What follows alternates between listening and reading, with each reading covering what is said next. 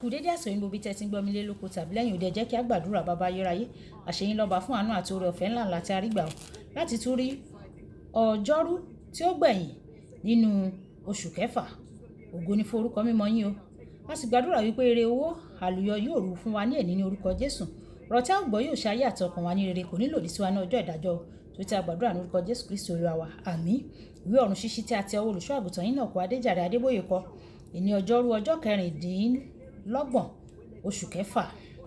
Àkòrí tí a ó gbéyẹ̀wò sọ wípé Ọlọ́run yóò fún ọ lágbára. Ọlọ́run yóò fún ọ lágbára. Àkọ́sórí ni a mú nínú ìwé Pétérù kejì orí ìkíní ẹsẹ̀ kẹta.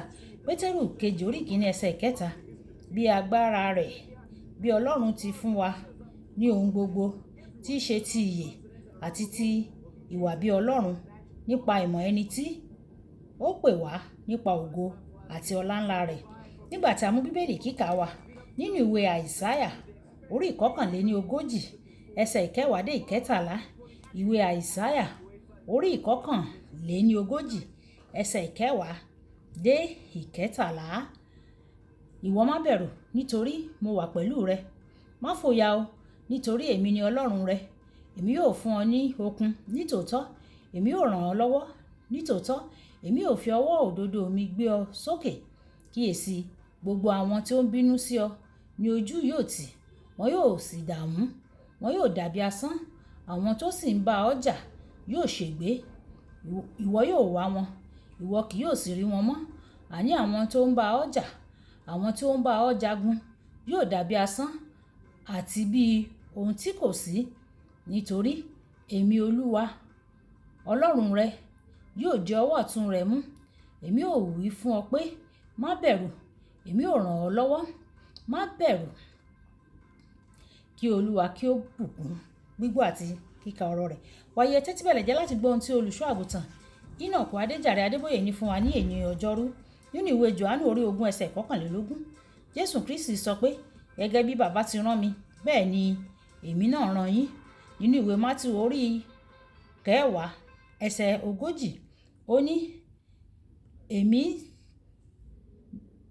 ẹni tí ó bá gbà yín ó gbà mí, ẹni tí ó bá gbà mí ó gba ẹni tí ó rán mi. Iṣẹ́ ìránṣẹ́ jẹ́ iṣẹ́ láti ọ̀dọ̀ Baba. Nítorí náà, nígbà tí a bá pè ọ́ láti ṣe ohun kan, o lè ní ìdánilójú pé Ọlọ́run fúnra rẹ̀ á tì ọ́ lẹ́yìn. Nínú ìwé Jòhánù orí 5 ẹsẹ̀ 30, Jésù ń dáhùn, èmi kò lè ṣe ohunkóhun fúnra mi o. Èyí dára nítorí ohunkóhun tí o bá fẹ́ ṣe fún Ọlọ́run, o kò ní lè dá a ṣe fúnra rẹ o. Ṣùgbọ́n Baba, ẹni tí ó rán ọ yóò tì ọ́ lẹ́yìn. Ìròyìn ayọ̀ náà ni nítorí ohun gbogbo tí o bá ní láti ṣe ni pé kí o pè é kí o sì sọ fún un. Mi ò lè ṣe é, Olúwa, ṣùgbọ́n mo mọ̀ pé o lè ṣe é nípasẹ̀ mi. Ohun kan wà tí à ń pè ní ipa ti Ọlọ́run. Jẹ́ kí Ọlọ́run ṣe é ẹ̀wẹ̀. Bí o bá fi àyè sílẹ̀ nìkan ni yóò ṣe o. Bí o bá gbàgbọ́ pé o lè ṣe é, yóò ṣe é.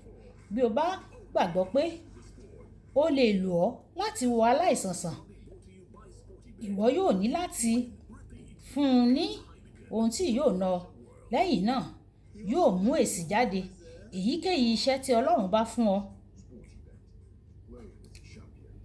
bá a sọ̀rọ̀, ṣe ipá tirẹ̀, yóò sì mú èsì jáde nípasẹ̀ rẹ̀. Ní ilẹ̀ Yorùbá, ọ̀kan lára àwọn orúkọ tí à ń pe Ọlọ́run ni òǹránni níṣẹ́, fàyàtì. Ó túmọ̀ sí pé ẹni tí ó rán ọmọ ní iṣẹ́ tí yóò tú ti ọmọ náà lẹ́yìn. Nígbà tí Ọlọ́run bá rán ọ níṣẹ́, yóò dúró tì ọ́ láti rí pé ó fún ọ lágbára láti rí i dájú pé o parí iṣẹ́ náà. Ọ̀pọ̀ ènìyàn kì í parí iṣẹ́ wọn nítorí wọn kì í sábà lọ sí ọ̀dọ̀ Ọlọ́run fún ìtọ́ni.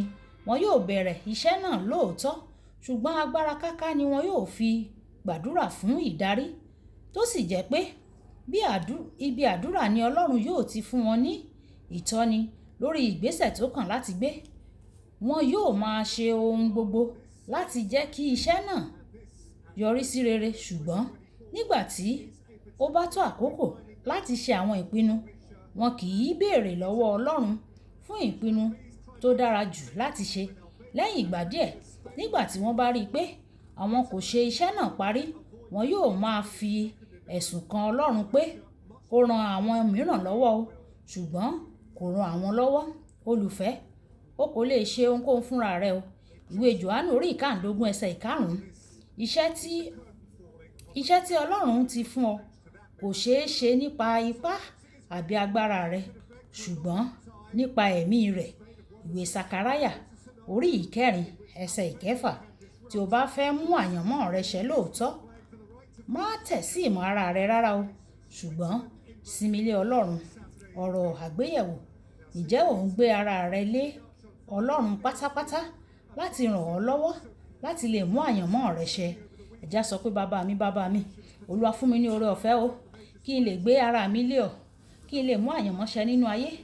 Oore ọ̀fẹ́ láti gbé ara mi lé ọ àti láti máa fi ọ̀nà mi lé ọ lọ́wọ́ kí o lè máa darí mi. Olúwa yọ̀ǹda rẹ̀ sínú ayé mi. Olúwa yóò gbọ́ àdúrà wa ní orúkọ Jésù. Olúwabùkọ́lá Ayako ní orúkọ mi. Ẹ máa bá mi like, ẹ máa share, kí ẹ máa comment, kí àwọn ènìyàn lè jẹ àǹfààní ọ̀run ṣíṣí Yorùbá. Kí Olúwa kó ràn wá lọ́wọ́. Ó dàbọ̀.